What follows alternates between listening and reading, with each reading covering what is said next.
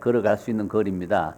그래서 이제 목자가 양들을 치다가 베들레헴 근처니까 양들을 치다가 천사가 나타나서 예수님 나신 것을 가르쳐 주어서 이제 일을 다 내려놓고 걸어서 이제 베들레헴까지 오지 않습니까? 이제 이 동네 소문이 그런 게 있어요. 이 목자의 뜰의 소문에 왜 그 천사들이 목자한테 나타났느냐 하니까 목자들이 말이 많아가지고 이 소문을 빨리 퍼뜨리기 때문에 천사들이 목자한테 나타났다라고 하는 그 동네 농담이 있습니다. 제가 이제 한 사람을 만났는데 크루산디라고 하는 교수님, 베들레헴 대학 교수님이셨는데 자기 조상이 여기 목자, 천사를 만난 목자들이었대요. 그래서 그 지역의 땅도 자기가 굉장히 많이 갖고 있었고 아주 그 동네 역사에 오래된 사진들도 많이 갖고 있더라고요. 그 크루산디라고 하는 그 교수님이 지금 은퇴하셔가지고 연세가 많으셔서 계시는데 이 지금 룻기가 살고 있는 이 땅, 여기 베들레헴 지역인데요. 이 베들레헴에서 양을 또 키웠어요. 그래서 아마 이제 추측건데 베들레헴에서 키운 양들을 예루살렘에 납품을 했을 거다. 그게 무슨 말이냐면 예루살렘에서 양을 잡아서 제사를 드렸잖아요. 근데 그 양은 어디선가 공급이 돼야 되잖아요. 제일 가까운 지역이 바로 베들레헴입니다. 그리고 베들레헴 그 외의 지역은 별로 양을 키우기 합당한 지역이 별로 없어요. 그래서 베들레헴을 보니까 가깝고 베들레헴에서 또 양을 키우기가 좋고 지금도 아침에 일어나거나 오후에 보면은 그 이렇게 터번을 쓴 분들이 지금도 이렇게 양을 몰고 다니면서 그 양을 먹입니다. 참 신기한 것은 다 말라 이 비틀어진 땅에 먹을 게 없을 것 같아요. 제가 보기에는. 그런데도 양은 뭔가를 이렇게 찾아서 먹더라고요. 참 신기하더라고요. 아무것도 없는데도 자기네들은 뭔가를 이렇게 조금씩 찾아서 먹는 거예요. 그래서 이제 농사가 끝난 들판에도 몰고 가고 그냥 일반 들판에도 몰고 가는데 양들을 몰고 다니면서 그렇게 이제 이 사람들이 지금도 그렇게 양들을 키웁니다. 베두인족이라고 하는 그 사람들은 지금도 이렇게 들판에서 그냥 살아요. 이렇게 움막 같은 걸 짓고 삽니다. 그러면 광야에도 물이 없으니까 이제 이스라엘 정부에서 그들에게 물을 공급합니다. 그 다음에 학교도 못 가죠. 정말 그 광야에서 그냥 이렇게 텐트도 아니에요. 움막 같은 걸 치고 막 이렇게 사는 사람들이 있는데 수천 년을 내려오면서 지금 그렇게 전통적으로 살고 있습니다. 참 가서 이렇게 얘기만 듣다 가서 보니까 참 마음이 좀 그렇더라고요. 지난번에도 말씀을 드렸지만 이 룻기는 구약에 게시된 복음이다. 이렇게 말할 수가 있습니다. 여기 본문에 가보면 이방 여인이거늘 당신이 어찌하여 내게 은혜를 베푸시며 나를 돌보시나이까라고 10절에 룻이 말합니다. 이방 여인인데 보아스가 은혜를 베푸는 거예요. 그리고 이방 여인인데 차별하지 않는 거예요. 이방 여인인데 그에게 은혜를 베푸는 그 보아스를 보고 룻은 감동을 받는 거죠. 또 보아스는 룻이 어떻게 부모님에게 시부모님에게 했는가 그걸 보고 룻이 또 보아스가 감동을 받았어요. 이 감동은 서로 주고받고 하는 것 같아요. 보아스가 말합니다. 대답하 이르되 내 남편이 죽은 후로 내가 시어머니 행한 모든 것과 내 부모와 고국을 떠나 전에 알지 못하던 백성에게로 온 일이 내게 분명히 알려졌느니라. 이 보아스는 소문을 통해서 들은 거예요. 룻이 어떻게 부모님을 섬겼다. 오늘 제목을 내가 어떻게 행했는가라고 잡았는데요. 우리는 어떻게 복을 얻고 사람 관계를 만들고 좋은 관계를 만들어갈 때 절대로 일방통행이라는 건 없다. 그렇게 생각을 합니다. 여기서 룻과 보아스의 사이를 보더라도 일방통행이 아니에요. 그냥 한쪽으로 가는 게 아니고 룻이 어떻게 했는가를 보아스가 들었기 때문에 또 보아스는 룻에게 은혜를 베풀고 축복을 하는 거예요. 이 어떤 사람이 저한테 그런 말을 하더라고요. 정말로 가난하게 어떤 사람들을 사는 사람들을 보면은 이유가 있더라는 거죠. 그럴 만한 이유가 있다는 거예요. 또 정말 이 땅에 살면서 물질적인 부요를 또 누리고 사는 사람들을 보면 또 그럴 만한 이유가 있는 거예요. 그러니까 이유 없이 우리의 삶이 펼쳐지질 않네요. 어떤 원인이 있어서 오늘 우리가 펼쳐지는 삶들이 전개된다고 생각이 되어져요. 그런데 우리가 룻은 그냥 우연히 기도하다가 잠자다가 이렇게 복을 받은 게 아니에요. 이렇게 큰 은혜를 받은 게 아니에요. 룻은 그의 삶이 정직했고 정확했고 자기가 해야 될 도리를 다 했다고 하는 사실, 다시 말하면 그는 최선을 다해서 자기의 삶을 살았다고 하는 한 면을 또 보게 됩니다. 우리는 이 룻을 보면서 그 시어머니에게 성경에서는 한 구절로 그냥 이렇게 한두 구절로 표현을 했죠. 짧게. 그러나 그가 10년 동안 시어머니하고 같이 살았잖아요. 이 10년에서 한 일들을 다 어떻게 기록하겠습니까? 성경에다. 그러면은 성경에 있는 대로 낱낱이 기록하면은 정말 성경을 우리가 추록으로 싣고 다니면서 봐야 될 거예요. 그래서 성경은 함축적으로 기록이 되어 있거든요. 그래서 이제 우리가 행간을 읽을 줄 알고 성경에 스며들어 있는 뜻을 캐낼 줄 알아야 되는데 성경은 낱낱이 다 기록하지 않았습니다. 어떤 때는 이름만 기록해 있는 것도 있고 어떤 것은 한 구절 속에 온갖 역사가 다 들어있기도 하고 이런 게 바로 성경인데 여기서도 보면 한 구절로 표현했지만 그가 가족들과 시어머니를 얼마나 잘 섬겼는지 또 남편은 또 얼마나 잘 섬겼겠어요. 시어머니 잘 섬기는 분이 남편 못 섬길 리는 없겠죠. 그래서 시어머니에게 어떻게 행했던 것 그리고 보아스가 가장 관심 있게 눈여겨봤던 건 뭘까 생각을 해왔어요. 뭐 밥을 잘 해드렸다든지 뭐 빨래를 잘했다든지 이런 거에 큰 관심을 둔 게 아니었고 보아스가 룻이 행한 것 중에서 가장 크게 관심을 뒀던 게 뭐냐 하면 내 백성을 떠나고 내 섬기던 이방신을 버리고 어머니의 하나님이 나의 하나님을 삼겠습니다. 어머님의 백성을 나의 백성을 삼겠다. 그러니까 이 신앙 고백과도 같은 이 룻의 결단, 룻의 생각, 룻이 어머니를 바라보는 마음, 룻이 어머님이 섬기는 하나님을 바라보는 그 마음을 이 보아스는 알아차렸다라고 생각이 되어집니다. 아, 이렇게 룻이 어머님의 하나님을 섬길 줄 알고 어머님의 백성을 내 백성을 삼아서 내가 삶을 결단하겠다. 이런 자세를 갖고 있다면 아, 대단한 여자라고 생각을 했겠죠. 우린 그런 걸 많이 보지 않습니까? 결혼해서 어떤 사람은요. 그 사람을 교회에 데리고 오는 게 아니고 그 사람을 따라서 다른 곳으로 간 사람들이 봐요. 또 결혼하면 교회 잘 다닐 줄 알았는데 안 다니는 사람이 얼마나 많습니까? 어떤 사람도 막 어떤 처녀는 결혼하는 조건으로 남자와 결혼해서 오기로 했는데 안 해. 오히려 나가기도 해요. 그런 경우가 우리 주변에도 여러분 많이 있잖아요. 그냥 결혼하면은 그냥 예수 잘 믿을 것 같고 결혼하면 교회 잘 올 줄 알았는데 아닌 사람들이 너무 많아요. 그런데 보십시오. 이 룻은 그렇지 않은 거죠. 시어머니를 따라 남편 따라가는 것도 아니고 시어머니를 따라서 오는 마음. 그는 이렇게 생각을 했을 겁니다. 아, 우리 시어머니가 믿는 그 하나님, 그 여호와, 나도 이제 믿어야 되겠다. 그리고 그들의 백성, 이 백성들 속에 내가 함께 할 수 있다면 얼마나 좋겠는가. 이런 마음을 룻이 가지고 있었습니다. 룻이 고백을 하지 않습니까? 그럼 룻이 이런 마음을 고백할 때 나오미가 평소에 요새 흔히 하는 말로 시집살이나 살리고 갑질이나 했더라면 룻이 그런 마음을 갖게 될 수 있을까요?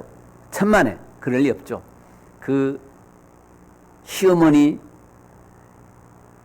나오미는 룻에게 하나님의 백성으로서 번이 됐다고 생각이 됩니다.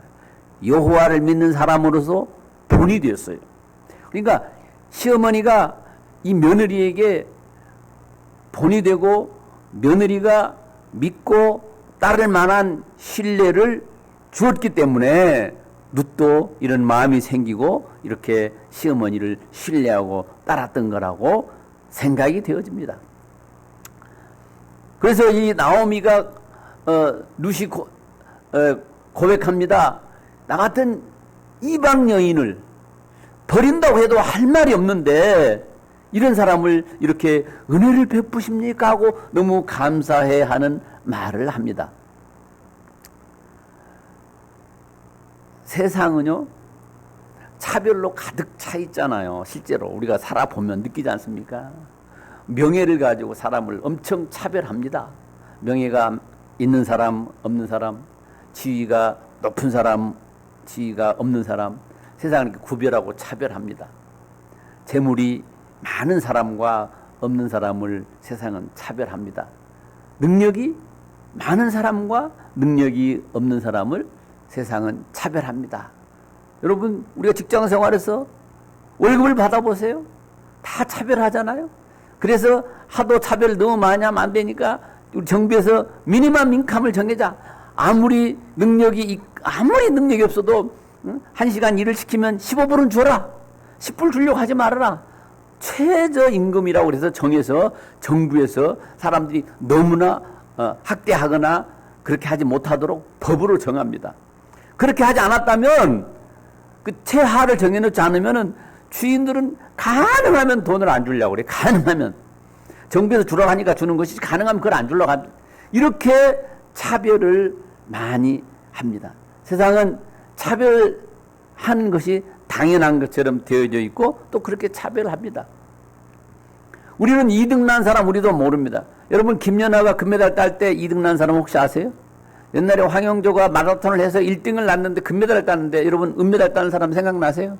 우리도 생각이 안 나요. 금메달 딴 사람만 생각나지 거기에 3등한 사람은 생각이 안 나요. 1등과 3등 차이가 불과 몇 초밖에 안 돼요. 달리기 할 때. 그럼에도 불구하고 1등만 알아주는 세상이잖아요. 1등만 높이는 세상이잖아요. 어떤 38년 된 병자가 있었습니다. 베데스다 연못가에 있었잖아요. 그럴 때 예수님이 지나갑니다. 그래서 묻습니다. 어떤 일이냐고. 그래 이 사람이 대답하죠. 38년 된 병자가. 여러분 38년이면요. 태어났을 때부터 아팠으면은 이제 38살이고 10살 때부터 아팠다면은 48살이고 20살 때부터 아팠다면은 50살이고 38년 동안 병을 앓았으니까 아마 10살부터 앓았다면 48년, 그건 50이 다 됐습니다. 38년 동안 병을 앓았다면요, 그건 한평생입니다, 사실은. 자기 일생의 병만을 앓고 있었던 이 사람. 그런데 그 베데스다의 물이 동할 때 1등으로 뛰어드는 사람만 낳는다고 그래 됐어요. 2등은 안 되는 거야. 못 낳는 거예요. 그러니까 이 사람이 먼저 베데스다 못에 뛰어 들어가려고 하면 이미 다른 사람이 다 가버렸기 때문에 자기는 병을 못 낳았다. 이렇게 예수님에게 얘기를 합니다. 1등 나서 자기도 병 낫고 싶은데 요즘 말 하면 나도 1등해서 부자 되고 싶고 나도 1등해서 성공하고 싶고 나도 1등해서 출세 좀 해보고 싶은데 그게 안 되는 거예요. 왜? 다른 사람이 먼저 가버려요. 그래서 안 되는 거예요. 세상은 무한 경쟁 시대를 그렇게 열어놓고 삽니다. 1등만 되는 거예요. 2등도 안 되는 거예요. 그래서 이 사람은 보통 사람 같으면 38년 동안 있지도 않죠. 뭐 3년 있다가 말든지. 근데 끝까지 포기하지 않고 그저 뭐 병자니까 뭐 할 일도 없겠죠 뭐. 어쨌든 38년 동안 이 베데스다 연못을 빙글빙글 돌면서 연못가에서 외롭게 사던 그 사람. 어느 날 예수님이 지나가다 그를 만나게 됩니다. 어쩐 일인가 물으니까 자기는 1등을 못 나서 그렇다는 거예요. 세상은 1등밖에 안 됩니다. 그러나 예수님은 이 뒤처진 이 병자, 1등하지 못한 이 병자를 불러 세웁니다. 그리고 자 이제 네 차리를 들고 가라. 그는 그리스도를 만나면서 치유하게 됩니다. 그의 육체의 질병도 다 나았습니다. 마음의 질병까지 고침을 받습니다. 아무도 안 알아주는 자기에게 와서, 세상이 다 멸시하는 자기에게 와서 38년 동안 병을 앓았다면요, 복이 아마 흉할 겁니다. 옷은 제대로 갈아입었겠습니까? 지금도 제가 보니까 그 동네 사람들 옷 잘 안 갈아입은 사람 많아요. 제가 환자가 와서 이제 침을 넣으러 가니까 이제 알코올 수압을 해줘야 되는데 너무 씻질 않아서 새카매가지고 그냥 알코올로 발 전체를 그냥 다 닦았어요. 냄새도 나죠. 보통 사람도 이렇게 잘 갈아입지 못하는 경우, 왜? 너무 물이 없는 동네니까 잘 갈아입지 못하는데 38년 동안 아픈 이 사람이 있다면요, 그냥 아픈 게 아니에요. 냄새 나죠. 지저분하죠. 더럽죠. 그 사람을 찾아가는 예수님. 그리고 그를 병마에서 노임받도록 치료해 주시는 예수 그리스도. 그리고 그가 예수를 만난 그 다음부터 그는 회복이 되었습니다. 아무도 안 알아준다고 하는 그 외로움으로부터도 그는 치유된 겁니다. 단순히 몸만 치유된 게, 물론 아픈 질병도 치유됐지만 아무도 알아두지 않았는데 이분이 나에게 와서 이분이 나를 치유해주고 마음의 아픈 것까지, 과거의 모든 쓰라린 것까지 예수님은 그를 만나서 다 치유하시는 분이었습니다. 이 38년 된 병자가 예수 그리스도를 만나서 부자가 됐다고는 기록하지 않습니다. 이 사람이 예수 만나고 병 낫고 출세했다고는 기록하지 않습니다. 중요한 것은 이분이, 이 38년 된 병자가 예수 그리스도를 만났다고 하는 겁니다. 그리고 그가 새로운 희망을 보았다는 겁니다. 새로운 빛을 보았다는 겁니다. 그게 중요한 거죠. 우리가 예수 그리스도를 만났다는 것, 예수 그리스도를 믿고 의지한다고 하는 것, 그것이 중요한 겁니다. 내가 예수를 믿어서 부자가 됐느냐, 예수를 믿어서 38년 된 병이 나았느냐, 내가 예수를 믿고 뭐 출세하고 대통령이 되고 예수를 믿고 장관이 됐다, 이건 중요하지 않아요. 대통령은 나라에서 한 명밖에 없습니다. 장관도 몇 명 안 됩니다. 한국 같으면 국회의원 대봐야 300명밖에 안 돼요. 우리나라 인구는 5천만 명입니다. 그 속에서 1등 되려고 하지 마십시오. 1등 될 필요도 없어요. 요즘 보니까 1등의 가치도 없더라고요. 내가 이 많은, 우리 한국으로 치면 5천만이고 미국으로 치면 3억 5천만의 인구 중에서 이 많은 사람 가운데서 내가 그리스도를 만났다. 그리스도를 안다. 오늘 함께 하나님을 섬기고 있다. 라고 하는 그 사실이 저는 훨씬 중요하다고 믿습니다. 내가 예수를 믿어서 무슨 결과를 가져왔느냐? 그것은 다음 일이에요. 왜냐하면 예수를 믿는다고 하지만, 교회를 다닌다고 하지만 얼마나 많은 사람들이 그걸 화장품처럼 사용하는지 몰라요. 예수는 화장품처럼 사용해요. 얼굴에 발라서 얼굴을 나쁜 걸 가리고 좋은 모양으로 보이게 하려고 하는 예수를 화장품으로 바르는 사람들이 많아요.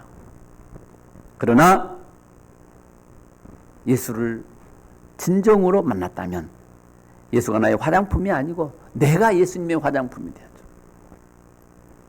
오늘 그 예수님을 생각해 보는 거예요. 그래서 이 루시 그렇습니다. 나 같은 사람에게 이러한 은혜를 베푸십니까? 그렇습니다. 우리 같은 사람에게도, 형편없는 사람에게도 안 베풀어도 괜찮지만 그 이방 여인에게 은혜를 베풀지 않았다고 해서 누가 블레임하지 않지만, 누가 컴플레인하지 않지만, 그럼에도 불구하고 이 이방 여인에게 은혜를 베푸는 것처럼 예수님이 우리를 불러주지 않았다고 우리가 컴플레인할 수 있어요? 우리가 구원받지 못했다고 해서 컴플레인할 수 있습니까?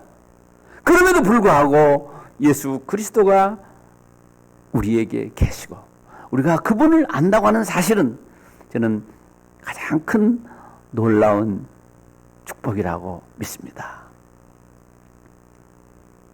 우리는 1등을 추구하는 것이 아니고 그리스도를 추구하는 사람. 우리는 부를 추구하는 사람이 아니고 그리스도를 추구하는 사람들. 저는 크리스찬들은 세상을 향해서 세상을 다 가질 것처럼 얘기하는 것도 안 되고, 세상을 향해서 뭐 빛이 되겠다, 무엇이 되겠다 막 이렇게 떠드는 사람들 많은데 다 헛거더라고요.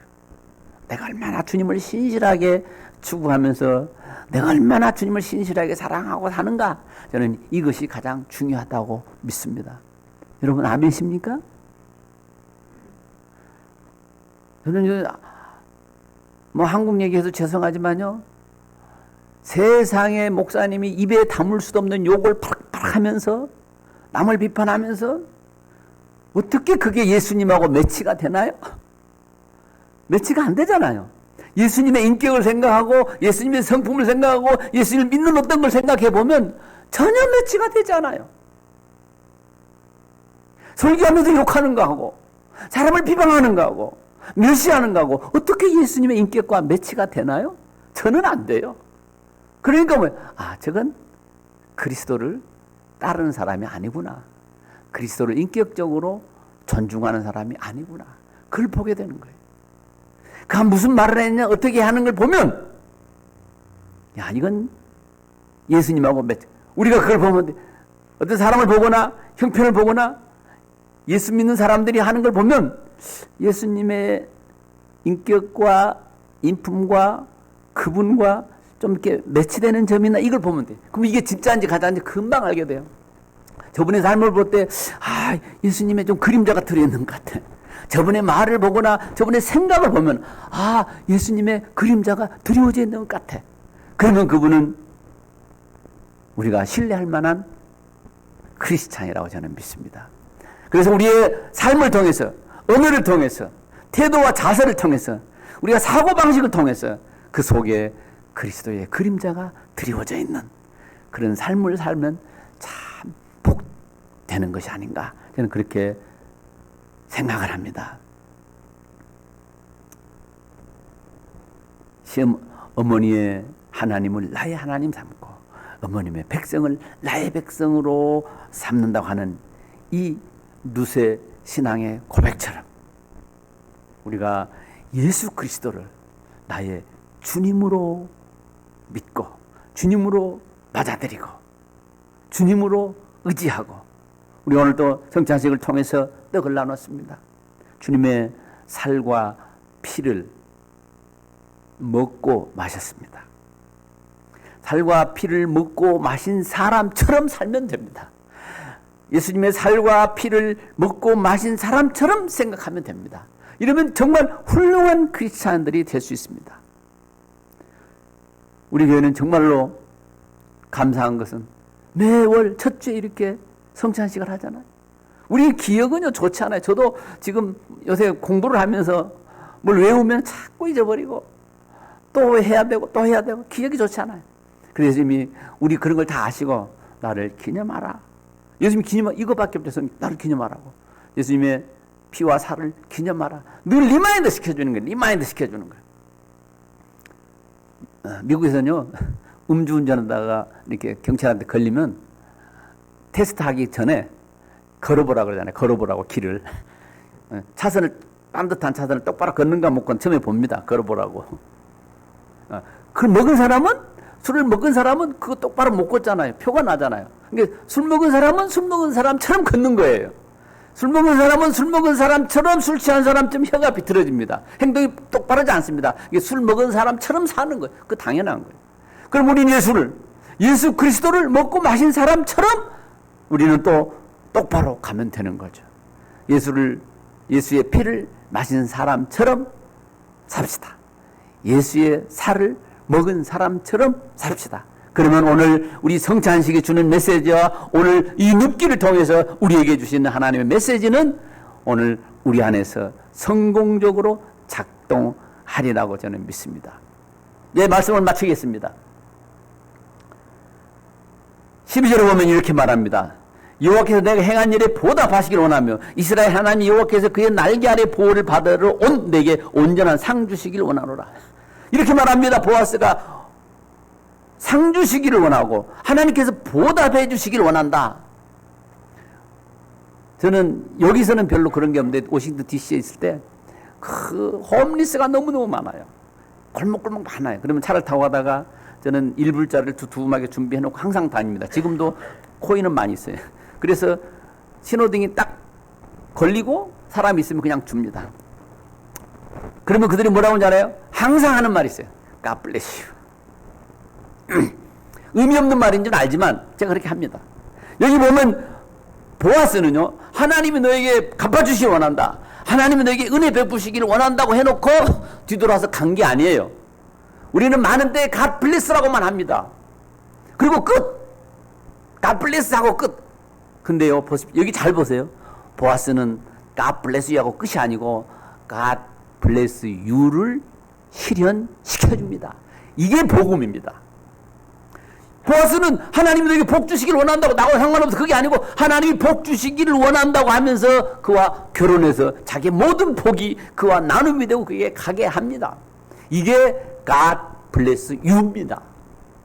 우리 많은 사람들은 입에 붙어 있어요. 미국 사람도 입에 붙어 있어요. God bless you. 그리고 끝.